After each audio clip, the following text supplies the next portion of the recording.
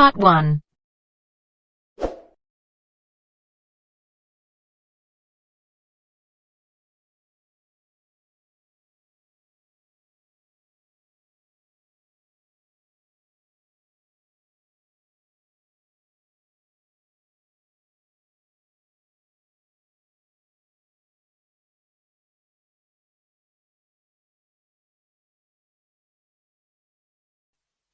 You will hear a number of different recordings, and you will have to answer questions on what you hear.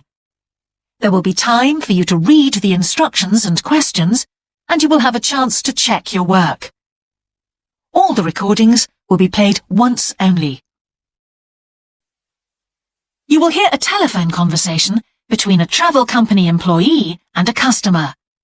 First, you have some time to look at questions 1 to 5.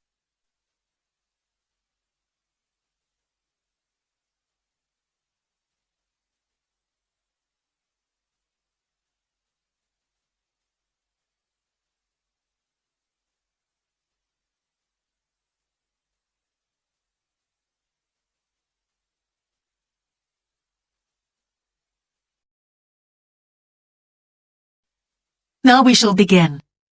You should answer the questions as you listen, because you will not hear the recording a second time. Listen carefully and answer questions 1 to 5. Greek island holidays, can I help you? Yes, I hope so. I have a friend who's just come back from Corfu, and she's recommended some apartments in Arelis. She thought they might be on your list. Arelis, let me see.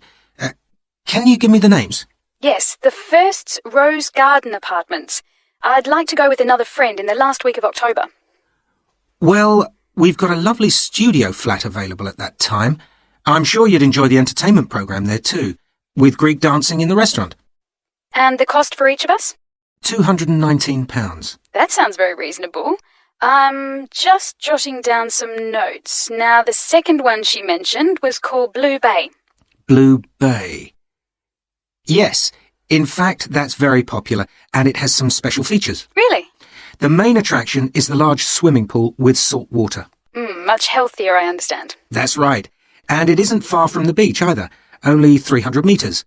And only around half a kilometre to some shops, so you don't have to be too energetic. Is it much more expensive than the first one? Let me just check. I think at the time you want to go, it's around £260. No, £275 to be exact. Right, I've got that. Now, there are just 2 more apartments to ask you about.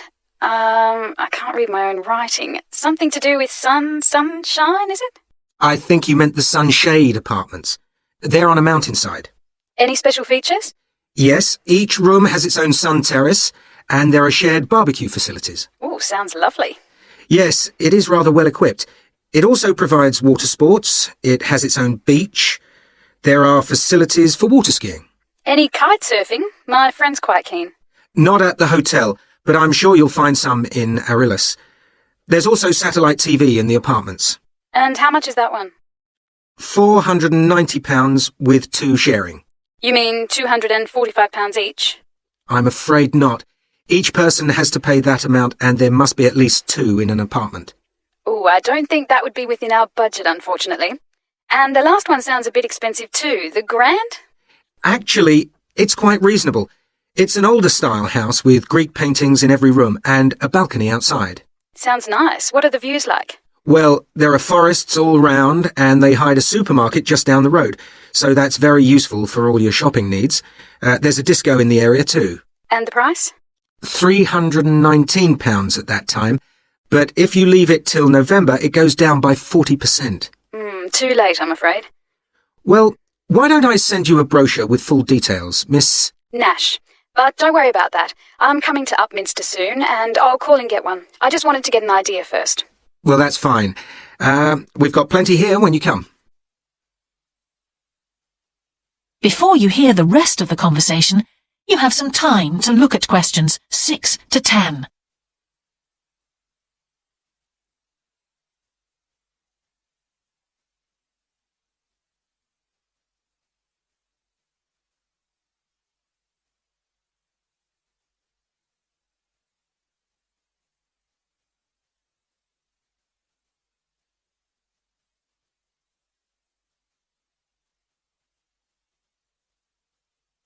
Now listen and answer questions 6 to 10. If you've got a minute, could I just check a couple of points about insurance? I got one policy through the post, but I'd like to see if yours is better. Fine.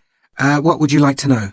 Well, the one I've got has benefits, and then the maximum amount you can claim. Is that like yours? Yes, that's how most of them are.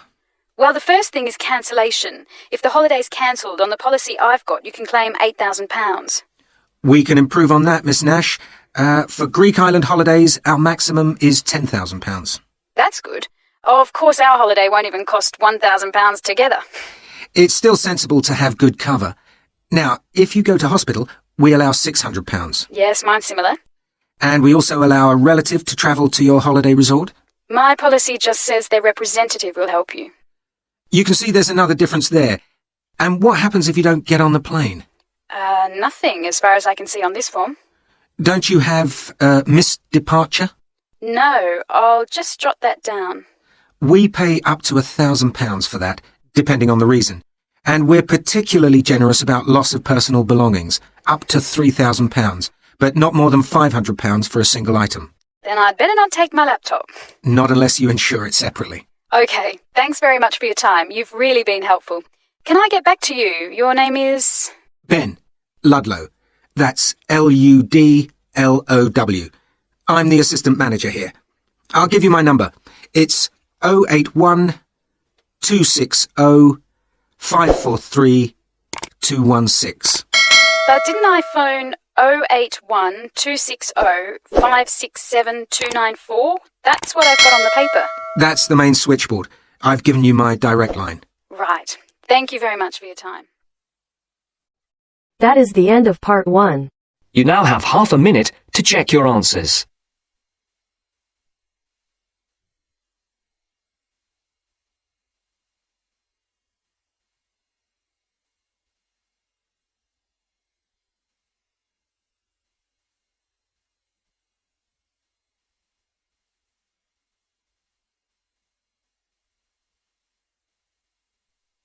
Now turns to part 2.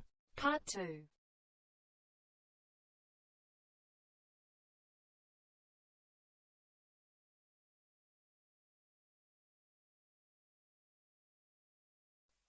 You will hear a talk on local radio about a children's theme park.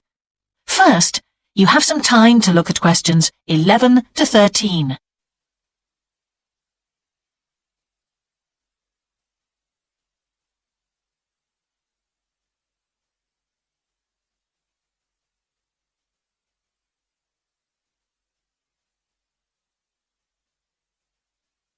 Now listen carefully and answer questions 11 to 13.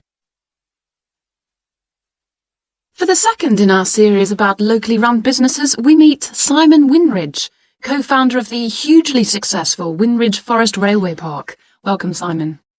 Now, perhaps you can begin by telling us a little bit about how it all started. Well, during the 1970s, my wife Liz and I had just acquired 80 acres of sheep farming land, and we decided to settle down and have children.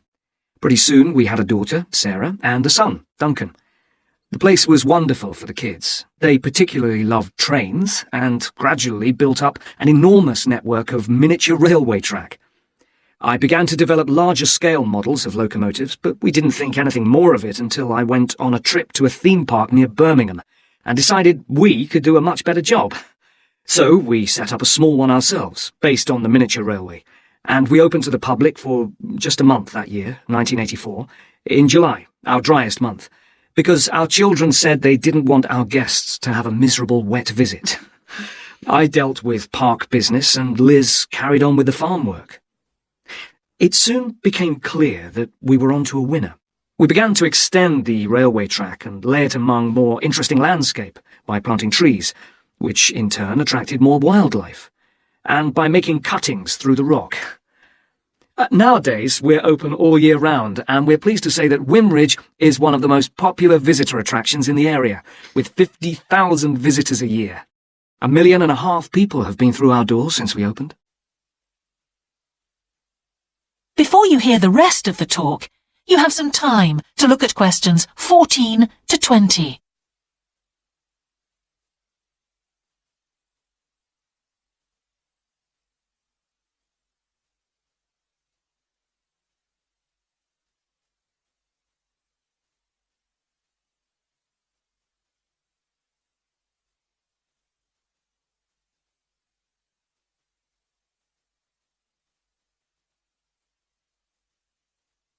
Now listen and answer questions 14 to 20. All these visitors mean we have had to expand our operation, and it's now a truly family concern. I'm near to retirement age, so I only concern myself with looking after the mechanical side of things, keeping the trains going. Liz now devotes all her energies to recruiting and supporting the large squadron of workers, which keep the place running smoothly. We're really pleased that, after some years away teaching, Sarah has now returned to the park and makes sure the visitors are kept fed and watered, which keeps her pretty busy, as you can imagine. Our son Duncan has been a stalwart of the park for the last 10 years, taking over from me in the area of construction. And I'll say a little bit more about that in a moment. And his new wife, Judith, has also joined the team in charge of retail. That's becoming a tremendous growth area for us. A lot of people want to buy souvenirs. So have you finished your development of the site for the moment? Not at all. We're constantly looking for ways to offer more to our visitors. The railway remains the central feature, and there's now 1.2 kilometres of the line laid, but we'd like to lay more. Because of the geology of the area, our greatest problem is digging tunnels, but we're gradually overcoming that. We're also very pleased with a new installation of the go-kart arena, which is 120 square metres in area. Again, the problem is the geology. We had to level the mounds on the track for safety reasons. We wanted to enable 5 to 12-year-olds to use the go-karts. And the main attraction here is the Formula One kart. We've known fights to break out over who gets it. And then, finally, to our most recent development, which is the landscape swimming pool. That is the end of part 2. You now have half a minute to check your answers.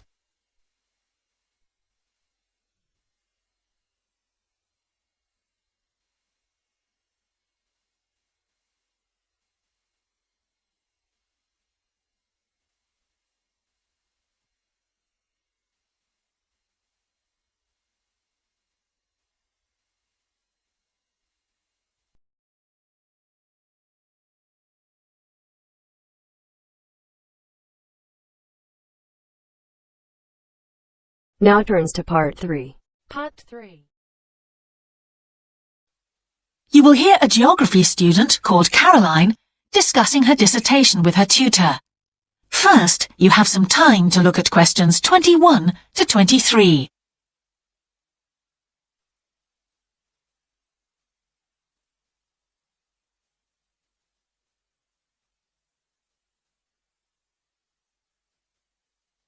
Now listen carefully and answer questions 21 to 23. Ah, Caroline. Come on in, sit down. Thanks. So how's the dissertation planning going? Well, Dr. Shulman, I'm still having a lot of trouble deciding on a title. Well, that's perfectly normal at this stage. And this is what your tutorials will help you to do. Right. What we'll do is jot down some points that might help you in your decision. First of all, you have chosen your general topic area, haven't you? Yes, it's the fishing industry. Oh, yes, that was one of the areas you mentioned.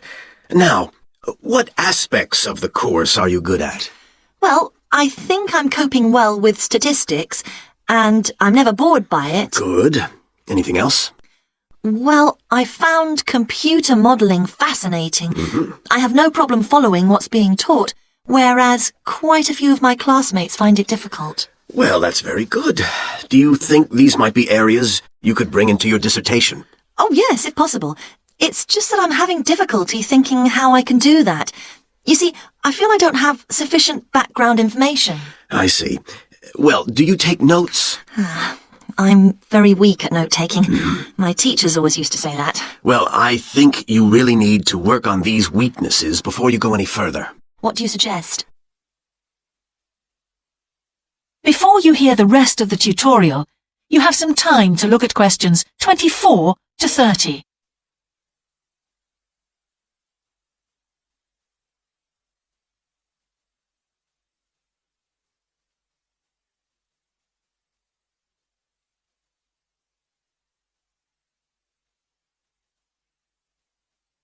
Now listen and answer questions 24 to 30. Well, I can go through the possible strategies with you and let you decide where to go from there. Okay, thanks. Well, some people find it helpful to organize peer group discussions. You know, each week a different person studies a different topic and shares it with the group. Oh, right. It really helps build confidence. Yeah. You know, having to present something to others. I can see that. The drawback is that everyone in the group seems to share the same ideas. They keep being repeated in all the dissertations. Okay. You could also try a service called Student Support. It's designed to give you a structured program over a number of weeks to develop your skills. Sounds good. Yes, unfortunately there are only a few places. Ah. But it's worth looking into. Yes, of course. I know I've got to work on my study skills. And then there are several study skills books you can consult. Right. They'll be a good source of reference. But the problem is, they are sometimes too general. Yes, that's what I've found. Other than that, I would strongly advise quite simple ideas, like using a card index. Well, yes, I've never done that before. It's simple, but it really works because you have to get points down in a small space. Another thing I always advise is don't just take your notes and forget about them. Read everything 3 times. That'll really fix them in your mind. Yes. I can see it'd take discipline, but... Well, if you establish good study skills at this stage, they'll be with you all your life. Oh, yes, I completely agree. It's just that I don't seem to be able to discipline myself. I need to talk things over. Well, we'll be continuing these tutorials, of course. Let's arrange next month's now. Let's see. I can see you virtually any time during the week starting the 22nd of January. What about the 24th? I'm free in the afternoon. Sorry, I'm booked then. What about the following day? The Thursday? Yeah. I can make the morning. Fine. We'll go for the 25th then. That's great. Thanks.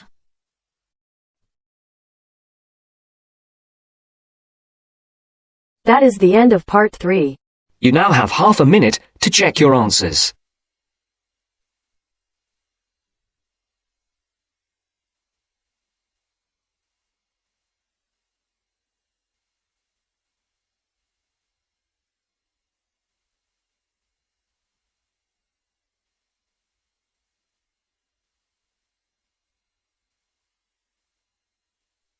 Now turns to part 4. Part 4.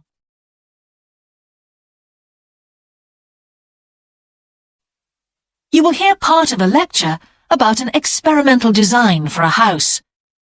First, you have some time to look at questions 31 to 40.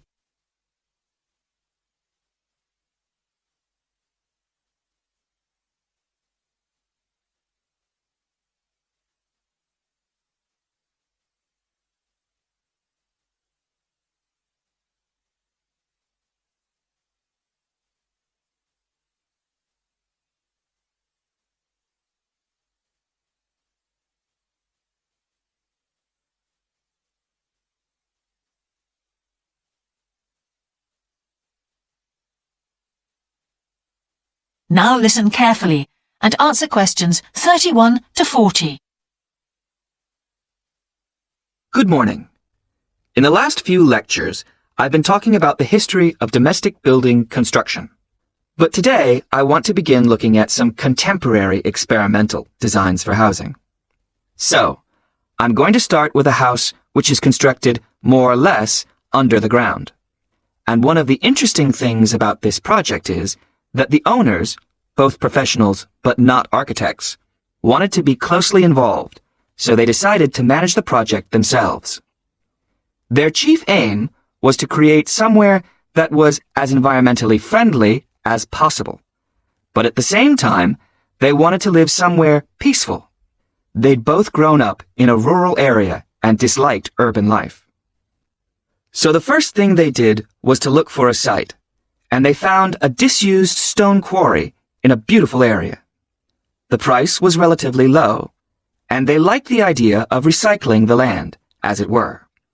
As it was, the quarry was an ugly blot on the landscape, and it wasn't productive any longer either. They consulted various architects and looked at a number of designs before finally deciding on one. As I've said, it was a design for a sort of underground house, and it was built into the earth itself, with 2 stories. The north, east, and west sides were set in the earth, and only the sloping south-facing side was exposed to the light. That was made of a double layer of very strong glass. There were also photovoltaic tiles fixed to the top and bottom of this sloping wall. These are tiles that are designed to store energy from the sun, and the walls had a layer of foam around them too to increase the insulation.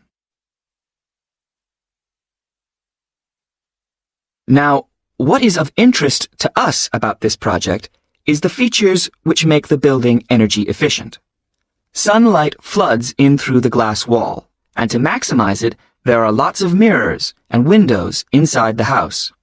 That helps to spread the light around. So that's the first thing. Light is utilized as fully as possible. In addition, the special tiles on the outside convert energy from the sun and generate some of the house's electricity. In fact, and it is possible that in future the house may even generate an electricity surplus, and that the owners will be able to sell some to the national grid. As well as that, wherever possible, recycled materials have been used. For example, the floors are made of reclaimed wood, and the owners haven't bought a single item of new furniture. They just kept what they already had. And then there's the system for dealing with the waste produced in the house.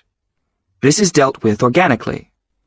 It's purified by being filtered through reed beds, which have been planted for that purpose in the garden. So the occupants of the house won't pollute the land or use any damaging chemicals.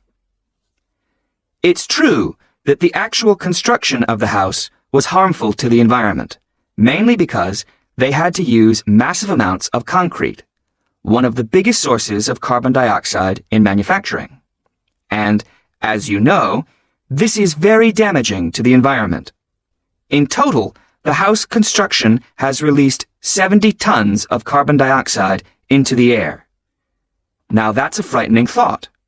However, once the initial debt has been cleared, and it's been calculated that this will only take 15 years, this underground house won't cost anything, environmentally I mean, because unlike ordinary houses, it is run in a way that is completely environmentally friendly.